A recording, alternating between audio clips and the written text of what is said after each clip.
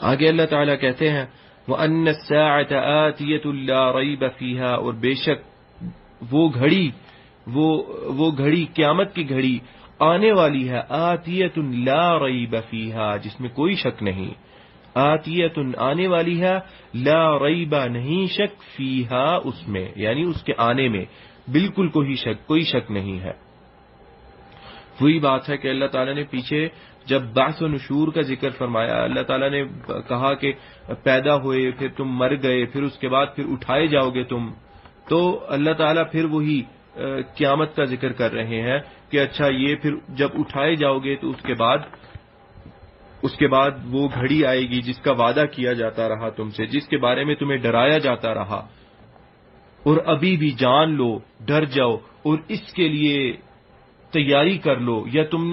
یا اس وقت سوچو گے کہ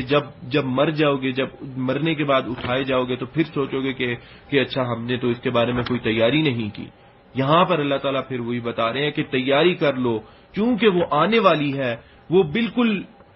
وہ رکے گی نہیں، وہ اس کا وقت لکھ دیا گیا ہے، مقررہ وقت پہ وہ آ جائے گی، کسی چیز کو نہیں دیکھا جائے گا کہ کوئی ماں اپنے بچے کو دودھ پلا رہی ہے تو وہ اس کے سال پورے کر لے، یا کوئی چھوٹا بچہ بڑا ہو جائے اپنی جوانی دیکھ لے، یا کوئی جوان شخص جو ہے وہ اپنی زندگی گزار لے، بڑھاپے تک پہنچ جائے اور اس کے بعد وہ فوت ہو۔ تو یہ ساری چیزیں کیا اس چیز کا انتظار کرنے کی ضرورت نہیں ہے، یا پھر وہ جب آئے گی تو کسی چیز کا انتظار نہیں کیا جائے گا۔ وَأَنَّ اللَّهَ، اور بے شک اللہ تعالی، يَبْعَثُ واپس اٹھائے گا، مَنْ فِي الْقُبُورِ ان ساروں کو جو قبروں کے اندر دفن کر دیے گئے۔ پھر یہاں پر اس آیت کو اللہ تعالیٰ نے، اس آیت کا اختتام یبعث من فی القبور یہ کہہ کر کیا جو قبروں میں ہے، چونکہ قبر کے اندر جو انسان کا جسم ہے وہ ختم ہو جاتا ہے، وہ مٹی بن جاتا ہے، مٹی کھا جاتی ہے، کیڑے کھا جاتے ہیں، وہ بالکل ختم ہو جاتا ہے۔ لیکن وہی اس میں حکمت یہ ہے، اللہ تعالیٰ نے آیت یہ ختم اس وجہ سے کی تاکہ بتایا جائے کہ پھر میں وہیں سے پیدا کروں گا جہاں پہ تم لوگوں کا جسم دفن ہو چکا ہوگا، لیکن اثرات نہیں ہوں گے تمہارے جسم کے، تمہارے وجود کے کوئی اثرات نہیں ہوں گے، وہیں سے میں تم لوگوں کو واپس قبروں سے تم لوگوں کو پیدا کر دوں گا، اور وہ گھڑی آنے والی ہے، آ کے رہے گی، اور انہی قبروں سے پیدا کر دوں گا جن میں تم لوگوں کے اثرات بالکل نہیں ہیں۔ کیڑے مکوڑے کھا گئے تمہارے جسم کو، ختم ہو گیا سارا معاملہ، انہی قبروں سے میں تم لوگوں کو واپس اٹھا لوں گا۔ اللہ تعالیٰ اپنی قدرت کا ذکر کر رہے ہیں، قدرت کا بیان کر رہے ہیں، اللہ تعالیٰ بتا رہے ہیں لوگوں کو کہ ابھی بھی سنبھل جاؤ، وقت ہے تم لوگوں کے پاس۔ آگے اللہ تعالیٰ فرماتے ہیں وَمِنَ النَّاسِ مَن يُجَادِلُ فِي اللَّهِ بِغَيْرِ عِلْمٍ وَلَا هُدًى وَلَا كِتَابٍ مُنِيرٍ۔ وَمِنَ النَّاسِ اور لوگوں میں سے، مَن يُجَادِلُ وہ جو اللہ کے بارے میں بغیر، من یجادل جو لڑتا ہے، فی اللہ اللہ کے بارے میں، بغیر علم بنا علم کے، بغیر کسی علم کے، ولا ہدن اور ہدایت کے، ولا کتاب منیر اور بغیر کسی روشن کتاب کے۔ یہاں پر علم سے مراد، کچھ علماء نے علم سے مراد عقلی دلائل لیے ہیں۔ علم کا جو یعنی اس میں کچھ علماء کا اس چیز کے اندر اختلاف ہے، انہوں نے بیان کیا ہے کہ علم سے مراد ہے فطرتی علم۔ فطرتی علم اب کیا ہے؟ فطرتی علم یہ ہے کہ جیسے کہ پیاس لگے تو پانی پینا ہے، یہ کسی سکھانے کی ضرورت نہیں ہے، یہ فطرتی طور پہ بندے کو اللہ تعالیٰ ایک شخص کو یہ چیز سمجھا دیتا ہے، یہ اس کے اندر پیدا کر دی جاتی ہے۔ مثلا کہ آگ میں اگر کچھ ڈالا جائے گا تو وہ جل جائے گا، یہ فطری سوچ ہے، ٹھیک ہے؟ تو یہ اس سے مراد کچھ علماء نے بغیر علم، یہاں پہ علم سے مراد فطرتی علم لیا ہے، اور ہدن سے مراد کچھ علماء نے عقلی دلائل لیے ہیں، ولا کتاب منیر، اور یہاں پر علماء نے اللہ تعالیٰ کی نازل کردہ کتب لی ہیں کہ جو اللہ تعالیٰ نے نصوص نازل کی، جو اللہ تعالیٰ نے اپنے انبیاء کی طرف چیزیں کی، کتاب منیر سے کچھ علماء نے یہ مطلب لیا ہے، یہ مطلب اخذ کیا ہے۔ یعنی کہ وہ لوگ لڑتے ہیں اللہ تعالیٰ سے حالانکہ ان کے پاس فطرتی علم نہیں ہے،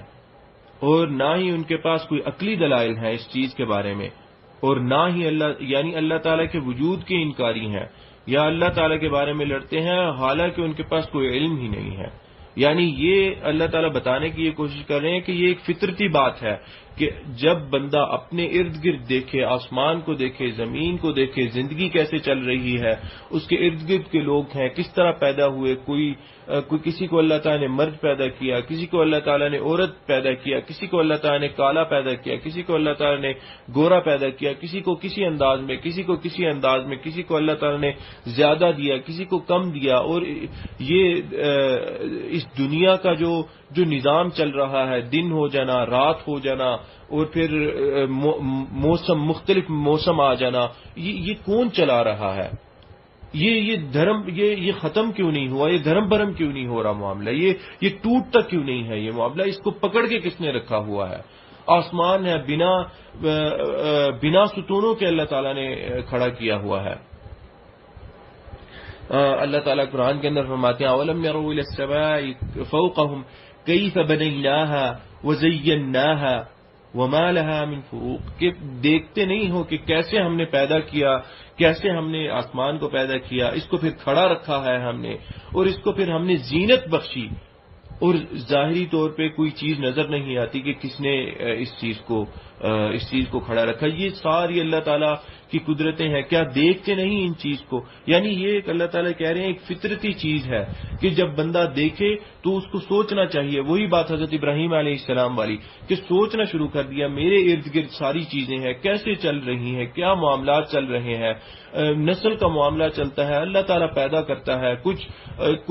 کچھ پیدائش سے پہلے ہی، مکمل ہونے سے پہلے ہی اللہ تعالیٰ ان کو لے جاتا ہے، کسی کے اللہ تعالیٰ پیدائش مکمل کرتا ہے، کسی کو اللہ تعالیٰ بچپن میں ہی اپنے پاس بلا لیتا ہے، کسی کو کتنی عمر دیتا ہے۔ یہ سارے معاملات جو چل رہے ہیں تو کون ہے وہ ذات؟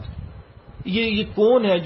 جو سارے معاملات؟ پھر حضرت ابراہیم علیہ السلام نے ڈھونڈنا شروع کیا کہ اچھا یہ چاند تارے ہیں، پھر کہتے ہیں کہ نہیں جی یہ، پھر کہتے ہیں جی چاند ہے، قمر ہے، پھر کہتے ہیں کہ نہیں جی، پھر کہتے ہیں کہ اچھا جی سورج ہے، یہ تو سب سے بڑا بھی ہے اور یہ تو سب سے روشن بھی ہے، یہ ہے۔ پھر جب وہ غروب ہوتا ہے کہتا ہے نہیں یہ بھی نہیں ہے۔ پھر کہتے ہیں کہ اللہ تعالیٰ پھر دعا کرتے ہیں کہ میں ڈھونڈنا چاہتا ہوں،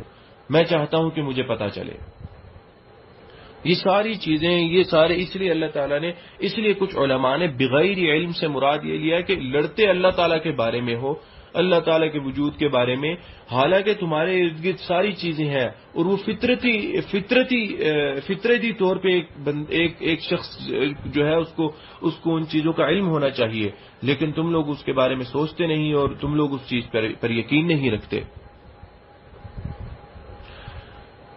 کچھ علماء نے انہی کو علم سے مراد عام علم لیا ہے، یعنی جو بھی علم ہے، جیسا بھی علم ہے۔ ہدایت سے مراد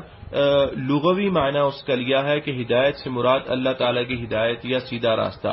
یعنی کچھ لوگ اللہ تعالیٰ کے بارے میں لڑتے ہیں بنا کسی علم کے، یعنی ان کے پاس کوئی بھی علم نہیں ہوتا، چاہے وہ اللہ کی کتابوں کا علم ہو، جیسا بھی علم ہو، یعنی عموماً جو بھی علم ہے، اور